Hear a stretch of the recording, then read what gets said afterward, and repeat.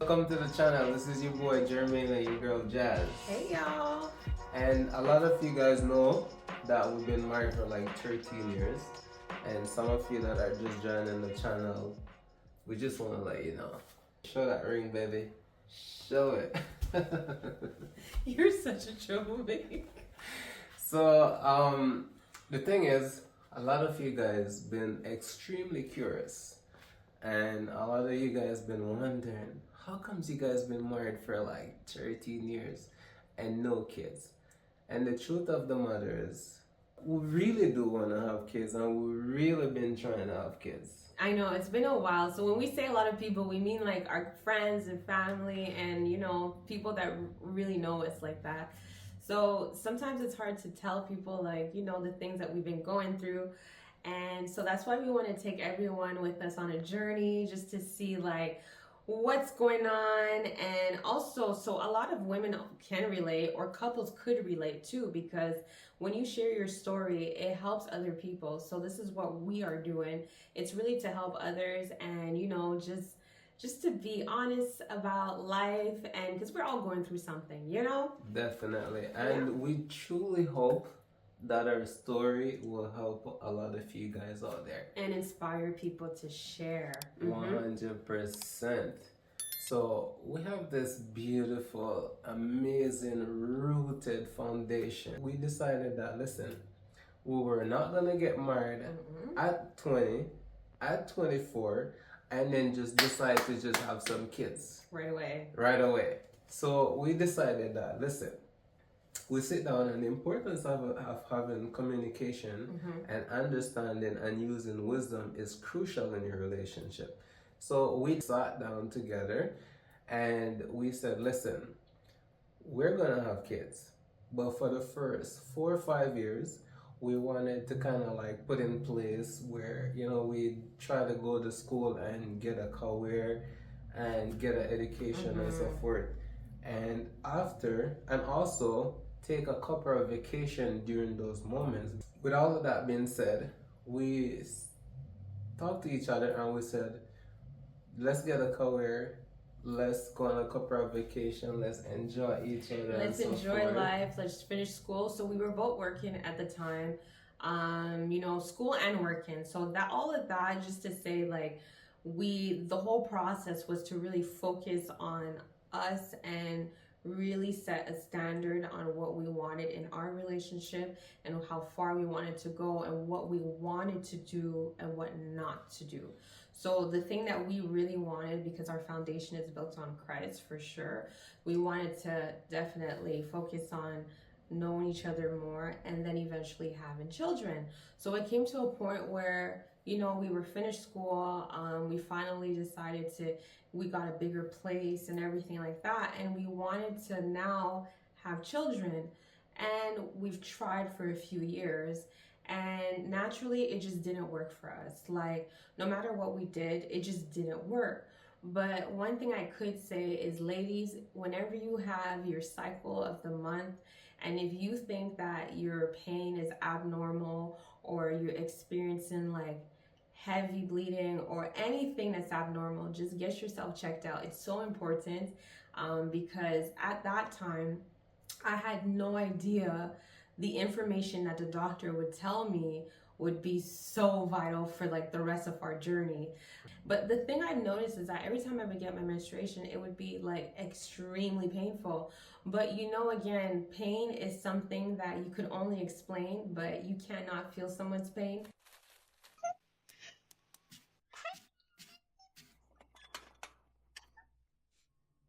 They could only explain it to you. So I remember having my menstruations and it would be extremely painful. Like it was just like I have a high pain tolerance, but this pain was extremely like I was just like it's beyond, when you have a scale from 1 to 10, I surpassed that scale. So finally this amazing doctor, she saw me and she did an ultrasound on me. And not only did she, because when I went a few times before that, they would do like an exterior ultrasound, but she did another ultrasound where it was like more like interior, I guess is what she would call it. So she did that type of ultrasound and she said she's like, wow. She said, Amanda, you have what we call chocolate cyst, and I think it was, I don't remember the stage of endometriosis, but You it had was the like, worst case. she's like, the case of endometriosis that I had was actually the worst case. So I think she even said X. I may be wrong. But I feel like she said endometriosis stage X. Like, it was just the worst case ever. She even told you that you have a very high tolerance to pain. Yeah, she was shocked. She's like, your tolerance to pain is extremely high, because she's like, your cysts are large in size, and you have chocolate cysts. Chocolate cysts meaning that the cyst was starting to stick onto other parts of my ovaries, if that would make sense. So it was like sticking onto my fallopian tube. So, you know, like a chocolate that's melted, like you can't even see the parts anymore of the chocolate. It's so melted in that you cannot, you know. So she's like, you have chocolate cysts, you have endometriosis, the worst stage, and one of your fallopian tubes are like completely, at this point she couldn't even see it on the ultrasound. It was damaged, yo. It was completely damaged. So when she told me that, it's like I felt some type of relief, because now I know that I wasn't crazy. Yeah. But then also I felt some type of sadness, because she told me that, okay, listen, you need to see a fertility doctor, and also your chances of naturally conceiving, it's like extremely low. So from there, our journey started to, it began. So we started our whole IVF research and all of that. You know, Google was our friend. I don't remember. Google was our friend. So we went on Google and we were looking for like fertility doctors and stuff like that. And I actually, at the time, and I still do have my family doctor, she's like a general family medicine doctor, super kind, and she helps me to like break down things. She gave me a requisition to go see a fertility specialist, and that's when we started our journey into IVF, which is our major journey that we want to take you on. Baby? Oh gosh, I can't even break that down to you right now, but in virtual something fertility, it's so much information, but we'll definitely write it down and give you guys more information on what that is. But yeah, it was something. It was definitely something, though, I can't lie. And I remember, like, it's a bit emotional for me just to kind of like tap back into how you felt. Mm-hmm. It was really crazy.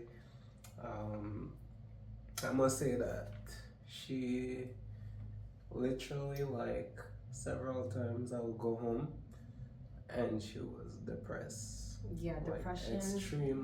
Extremely depressed. Depression took over. And like, I have to give all the praise, all the glory to Jesus Christ, because if we had not started a relationship and the foundation of Christ and the principle of Christ, mm-hmm.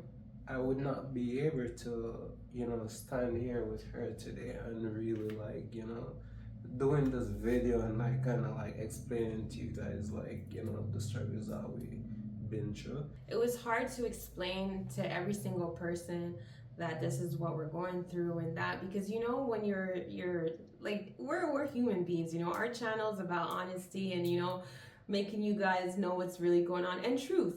But, you know, when you're going through stuff and people kind of like, oh, you'll be fine, and it's like, you don't want to hear that, right? So a lot of times we just kind of kept things to ourselves and to the people who we could trust the most. And that's the reason why we want to share our journey, because a lot of people go through IVF and it doesn't work. A lot of people it's hard for women to get married. Sorry, not to get married, but that too, but to get pregnant.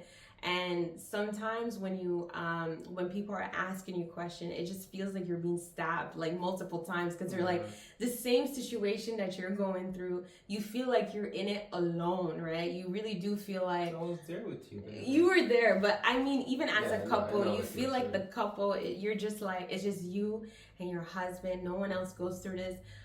You'll be surprised the amount of people who are married and are going through IVF, but they don't share their stories. So we wanted to do this and really bring you guys along the journey with us to show you everything, like the expense, the testing, the blood draws, the everything that we had to, oh my gosh, everything that we had to go through. It was a lot of work, okay? So After all of that, after we've done, we visited the first fertility doctor Oh, now. before you get to all of that, I just want to say that us going through the whole process, it was so tough. It was tough. It's to the point where I felt like It was at tough. some point, like I felt like I got numb. The mere fact that we felt like the people, especially the older people who were Older in folks. the States, like they didn't have understanding. They don't understand. Yo, but a lot of times, I understand because people's hearts are at certain places, and when they love you so much, they really want you to flourish. They want you to have everything. And sometimes God's will is not the will that they have, right? So his will is not in alignment with whatever people view us to have and see us to have. So imagine we wouldn't even be standing here right now doing a whole video about this. So sometimes God's will for people are completely different. And we're not saying all of this to say like, oh, it's rude to ask people when they're having kids or not. But I feel like you should be more mindful when you ask people, when are you gonna get married, or when do you want kids? You should just be more mindful, because a lot of people go through, not just, we're not talking about our situation, but people go through trauma, people go through like trust issues, people go through a lot. We know so many people who are single right now, and like people ask them all the time, how come you don't have a boyfriend? How come you don't have a wife? And it's like, I feel as though like you should be so mindful, because you don't know what people are going through. Definitely. So yeah, so then now we started again. So now we're back. Bring you back. Bring you back. We're pulling it back, because we could go for hours. But now we started our process. We the first process that we did, again, my doctor gave me a referral to go see a fertility specialist. So at that time we were ready, and we still are. And we said, okay, cool, we'll start the journey. And when I saw this fertility specialist, he explained to me the pricing that it would be, because it was oh boy, it was so costly to do IVF. IVF is costly. So the first doctor, the first thing he laid down is the price. He's like, it's expensive. He laid down the medication, the procedure. Every woman who goes through IVF, or if they're doing some other form of IVF, the care is specialized to them, because not every woman doing IVF has endometriosis, or not every woman doing IVF have cysts. It could just be hormonal issues, okay? So for me, it was a combination of everything. It was hormonal. Make it expensive. That made it even more expensive. So it was hormonal, it was the cysts, and it was also the endometriosis. So the first things first was, when I went to see this doctor, it was to take care of the situation that I had going on right then and there, which was very important. It was the cysts, okay? The cyst was so large that, like, I wouldn't even. It was big as a great ball. It was, on both and I had multiple. too. I had multiple cysts too. Yeah. Even the fertility specialist, he was just amazed. He's like, you just. Sometimes I walk and I feel pain. Like, I would go to work and I'm walking and I would just be like, oh, whoa. I would feel that pain.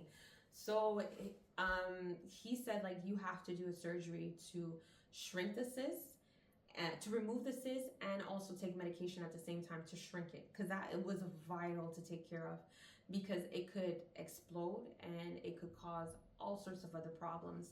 So the first things first is we did what you call an emergency surgery.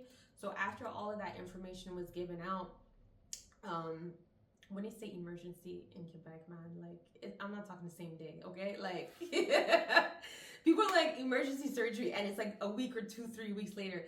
My emergency surgery, I think it took place like a month later, like, honestly. But then again, it's like I skipped a line, because there was a lot of, and then again, you see, it shows you that there's so much people going through it. So I did a surgery, and the surgery was called a laparoscopy salpingectomy. Okay, I've heard of laparoscopy, but I've never heard of a salpingectomy. I had no idea what that was until it was performed on me. And after surgery, after I woke up, and my husband, he picked me up. It was the same day surgery, so it's called a day surgery. After my husband picked me up, after that, I researched what's this appendectomy. I had no idea. Because after the surgery, my surgeon, he had to leave. He was so busy. And there was lack of information that was given to me. I didn't have a lot of information to know what actually took place because I was asleep during surgery. And so I got forms and everything sent by email. And that's when I did my research and found out that he removed one of my fallopian tubes. And I was like, oh, let me tell you. And that reduced her chance. He like removed 50%. I was shocked when I did research. I was like, wait, it's all appendectomies? Like I have no more? He removed one of my fallopian tubes and shrinked one of the completely, he was just completely damaged. But it was because one of her fallopian tube was, like she said, completely it was closed. damaged. It was closed. It was like as if you use a pliers or something and like clamp it. It was completely closed. So my fallopian tube gone. I'm saying gone out the winds, but it's gone. My cyst was gone as well. And again, remember I had heavy menstruations and my menstruations came back, but so much better, you know? And after that surgery was done, eventually, like a few weeks later, that's when I had to go back to start the process of IVF. And the side effects were crazy. So we stopped that process. Yeah. And also at that time, I think it was costing, what was it? I don't remember the full price because it's 2018. So yeah, it's 2018. But doing IVF, depending on your case, your health condition and everything, it could maybe range around like, I would say 15, maybe 12,000 to like 35,000 if you don't have the help of the government. And also within your province, because we live in Quebec. So at that time in 2018, IVF was not covered by the government at all, okay? So when we started the process, we started already like paying for the medication in itself. I remember at that time, I think like the first dose of medication was like maybe under $200 or $300.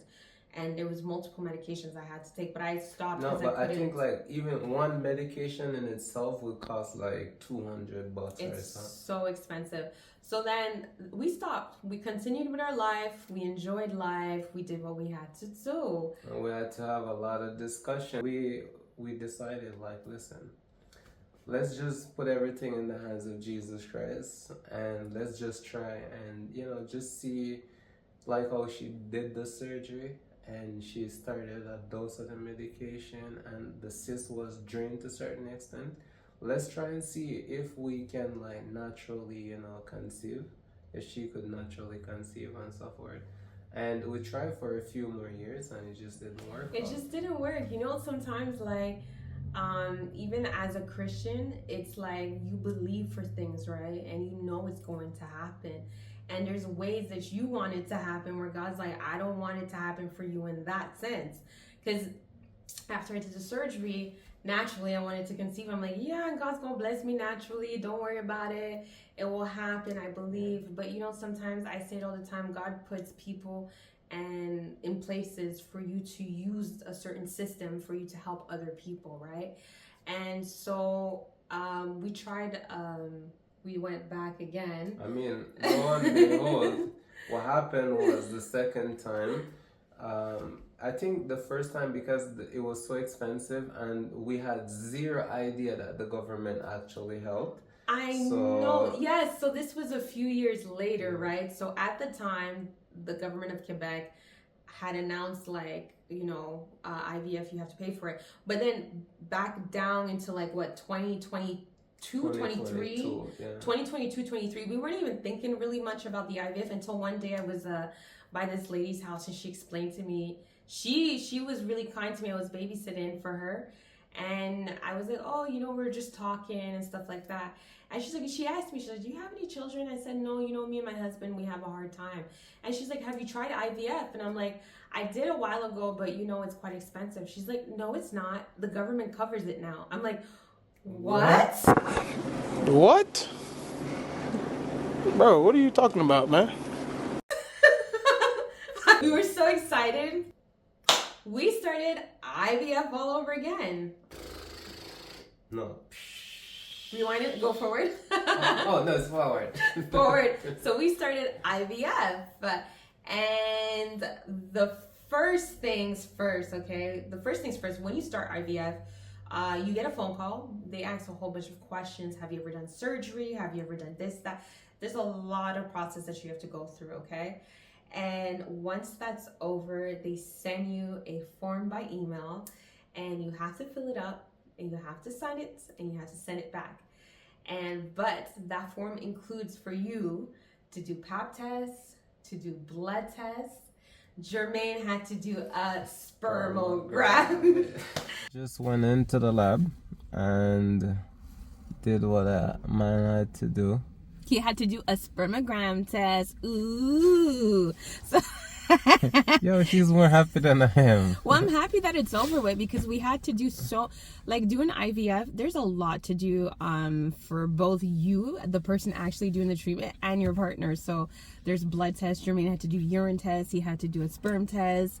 And you got to eat healthy. I have to eat healthy. So we did, I did an ultrasound. And then after that, the last test I have to do is a sonogram test on Tuesday. And then from there, the doctor will decide what medication is needed. Yep. So, getting closer and closer. Mm-hmm. And just pray. I know, it's so real. Like, overall, it just feels... Like, when we first started the process, at first we're like, oh, okay, yeah. But then when you really start doing, like, blood tests and ultrasounds and scans and all of that, you're like, okay, this is really getting real. Like... Yeah. But overall, though, surreal. I just pray that everything will go good. Mm-hmm. Just leave everything in the hands of Jesus Christ so that you take full control, you know what I'm saying? Because we're doing all of this in faith. Mm-hmm. You know what I'm saying? So we're just hoping for the best. Mm-hmm. All right. Love you guys. I mean, like, I had to do PP test too. PP test. So I had to do all of that, and I literally had to take my own thing to the lab, you know what I'm saying? And your own what? How much it cost me? Like, my own semen? He doesn't want to say it. It's not a bad word. But so it's for, what do you call it? Yeah, so PG-40, okay? If you don't watch. So you have to do a spermogram test to see it, like the sperm count, to see if it's functional, if they're alive and well. And after that, the blood tests. Blood tests, you could do it at the clinic. Yo, sorry to cut you, but when they did it, I think I had like about 96 million kids left in my back. That's what he said? Yeah, I think it was like 96 million. That's a lot of kids. Like the counts. 96 million? Yeah, something like that. Around 96 million. No, say I would get 2 or 3 picnic all time with my friend. I don't want 96 million. 96 million. That's a lot of kids, yo. Holy macaroni. Yo. And the first ultrasound was like about $600 for her. And we had to pay out of pocket. Oh, yes. So, because the government, they make sure that you're sure that you want to do this. So once they see that you do it and they see that you're really sure about it, then they'll start to help you from there. Yeah, that's true too, because the first ultrasound I had to pay. Then I had to do there's an ultrasound where they put NS, normal saline, inside of you. They inflate a balloon inside of you as well to see how your uterus is formed. And on top of that, the fertility specialist was checking to see how my only fallopian tube would respond to see if water could actually pass through. So he said for me, because my one tube was completely missing and my other tube will not take the normal saline, there was nothing passing through. It was closed, but it was still there and it's still functional because it's hormones, right? So he said, you know what? In your case, your uterus, at first he said my uterus was shaped weird. So when I went home, I was like crying. I'm like, oh my God, my baby is gonna have a... I was like, my uterus is shaped weird. So then when I went back to the doctor, he explained to me, he's like, no, it's normal that it's shaped. I like, you should have said that the first time. But so once that was said and done, he explained to me that you are a candidate for IVF. So once he approved it to be a candidate for IVF, the approval goes right to it sends a request to the government to say that this is our condition, this is what my husband has or may not have, because he was okay, but really the endometriosis and everything. And then we had to wait for the government to approve the whole IVF treatment. Okay, government said, yeah man, let's do it. So we said, God, he couldn't say no. He couldn't say no, because I was like, why would you say no? Man. Crazy. So so once that was approved, it was just up from there. Everything was just so smooth. It was smooth. The appointments were smooth. Lots of ultrasound. I think I went to ultrasound almost every at first it was every week, and then it went to every other week. And I was like, when we calculate and when we check the price list, if the government was not paying for the ultrasound, it would have cost so much money. A lot. Because one ultrasound can range from $250 to $300. And then blood tests it could be costly. And then you had a whole bunch of other testing that had to be done. So it was a lot. It was a lot. And then we did the medication started to come in. That was expensive, boy. Medication cost us, I think with insurance. With insurance, I think we paid around like $1,500. Without insurance, it was. Guys, I'm telling you, make sure you have insurance. Do we have the? Okay, so yeah. I think it's like without the insurance, it's like over like $10,000 just for the medication, not to include all those. The medication was those what do you call it? The scans. And no, not the ultrasounds. Even like the embryo transfers and stuff. That's alone the embryo transfer. It was about like $8,000 or something like that. So. Went to the pharmacy to get the medication. The pharmacist came behind the counter and they called me and they're like, Amanda, and I was like, yeah, that's me. And they're like, I just want to let you know the medication that you're buying costs, what was it, $2,000? $9,000 something. $9,000 something. Are you sure? And I'm like, are you sure? They asked are you sure? Yo guys, stay tuned. We're gonna take you on the next journey with us. Stay tuned for part 2. We just don't want to keep this too long, so we just want to get into it and just continue to like, subscribe.